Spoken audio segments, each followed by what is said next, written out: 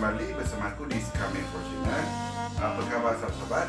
Semoga saat ini korang semua berada dalam keadaan sihat-sihat hendaknya dan juga sentiasa dilindungi oleh Allah SWT. Okey sahabat-sahabat, video aku kali ini aku ingin berkongsi dengan korang semua mengenai sebenarnya apa yang aku buat selepas balik memancing dan bagaimana aku melakukan kerja-kerja flush ataupun mencuci enjin ini, memasukkan air dan keluarkan balik apa semua untuk proses pembersihan enjin ni selepas balik memancing.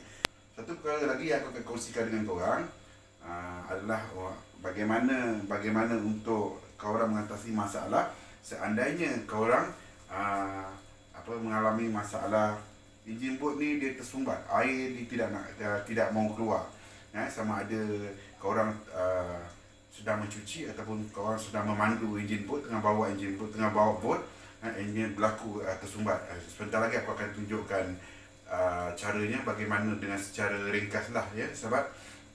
Jadi untuk makluman sahabat-sahabat bahawa air masin ni merupakan satu yang dikatakan memang kuat juga, boleh merosakkan atau mengaratkan bahan bahagian enjin kita. Contoh di belakang ini, sendi-sendi dia, engsel apa semua, gear-gear dia boleh merosakkan, dia boleh karat. Karat lama-lama dia akan patah ataupun boleh jadi lembut. Dia macam kalau lama sangat terbiar kena air masin, tak bercuci dan sebagainya, dia akan datangkan masalah kepada kita. Dan boleh body enjin ni akan nampak tak begitu cantik. Dia akan lama berkarat sana berkarat sini. Kita kena jagalah. Jadi aku fokuskan benda ni untuk bahagian sahabat-sahabat yang menggunakan enjin bot ni di kawasan perairan air masin. Jadi aku fokuskan di situ. Kalau air tawar tu tak berapa dah sangat. Jadi kalau air masin ni kita kena cuci, kena cuci kerap. Tapi kalau biasanya enjin bot yang di laut, nelayan yang gunakan, biasanya apa yang aku tahu adalah mereka gunakan setiap hari, tak ada masalah. Maknanya air masuk, air garam, kita nak cuci air garam, kita nak buang air garam, garam-garam yang dah kering tersumbat di dalam. Jadi memang payah juga kalau kita biarkan lama, dia akan tebal, dia akan merosakkan sistem dalam enjin kita. Utamanya sistem penyejukan enjin lah. Jadi untuk tidak membuang masa, aku akan kongsikan dengan korang akan tonton video ni sehingga selesai. Jom kita tonton video ni. Okey sahabat, ini yang aku lakukan selepas balik memancing, menembak air di bahagian bawah enjin. Di sini adalah tempat biasanya memang mudah terkena dengan air masin ataupun percikkan air masin. Di sini juga mudah berkarat. Tapi hati-hati sahabat, jangan terkena di bahagian tempat kita nak cocok hos minyak. Di situ nanti takut pula air yang masuk di dalam tempat itu.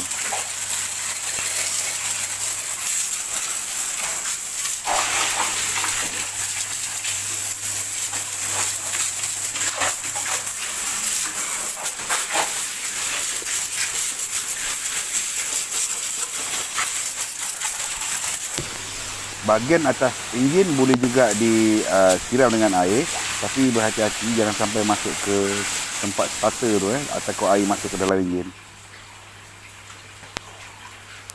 Selepas itu bolehlah kita menghidupkan enjin dan pastikan air keluar di bahagian belakang.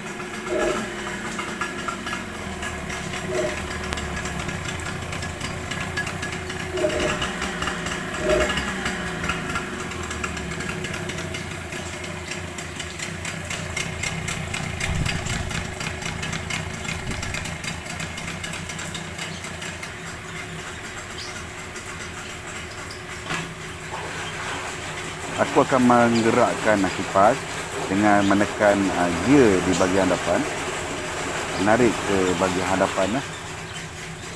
Selepas itu kita boleh menggerakkan di bahagian belakang ataupun bahagian undur, bahagian undur belakang. Kita buat dua kali ataupun dua set lah, dua set untuk bahagian yang pertama. Lepas tu kita matikan enjin. Kita matikan enjin bertujuan untuk air seandainya ada kotoran, dan kotoran itu akan bawa turun ke bawah.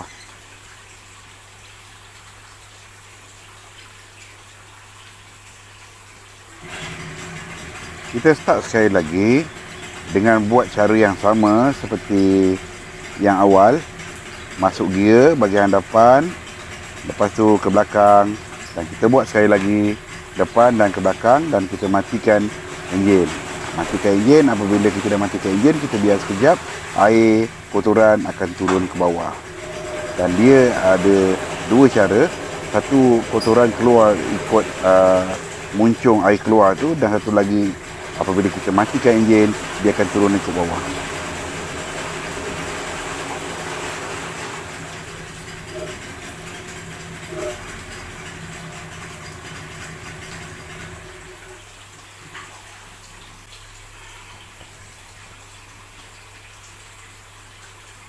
Okey sahabat-sahabat, untuk mengesan ataupun melihat masalah yang berlaku pada sistem air keluar kita, sama ada lancar atau tidak, kita kenalah menghidupkan enjin. Untuk menghidupkan enjin, apabila dah hidupkan enjin, kita boleh tengoklah adakah dia keluar seperti biasa ataupun agak mengecil, keluar tapi mengecil.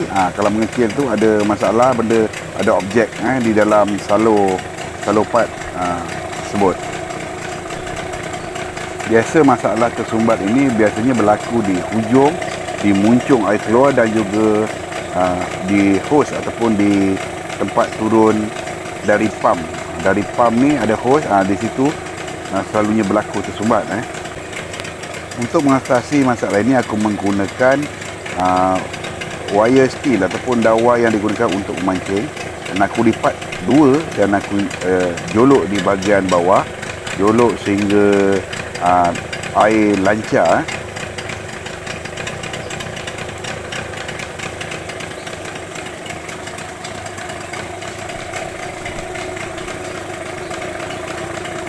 Begitu juga di bahagian hose sebelah atas yang berdekatan dengan pump tu, kita jolok juga. Tapi kena berhati-hati apabila kita jolok tu, kita jangan terlalu dalam sangat, sebab dalam tidak ada kipas pump. Kalau kena benda kipas tu, dia akan rosak, kipas kita akan rosak ataupun sombeng. Jadi dia menarik air, kena ada masalah nanti. Untuk mencocok di bahagian yang tersumbat ni, di dua bahagian ni, boleh juga mencocok dengan tanpa menghidupkan enjin.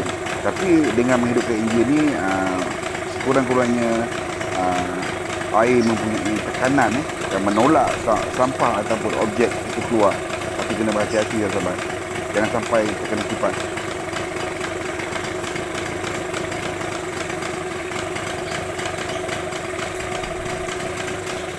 Okey sahabat, kerja kita dah selesai.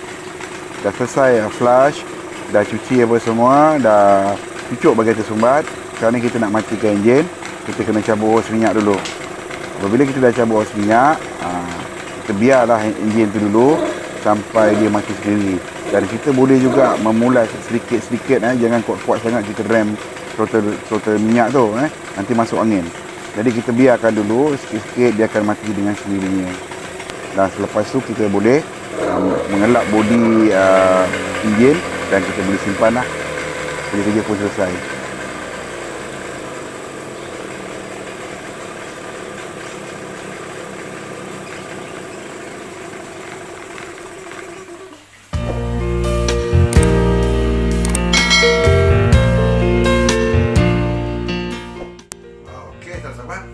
Tadi perkongsian sedikit mengenai bagaimana untuk cuci apa yang dilakukan, cuci bot, flush, dan mengatasi masalah enjin tersumbat, air tak mau keluar.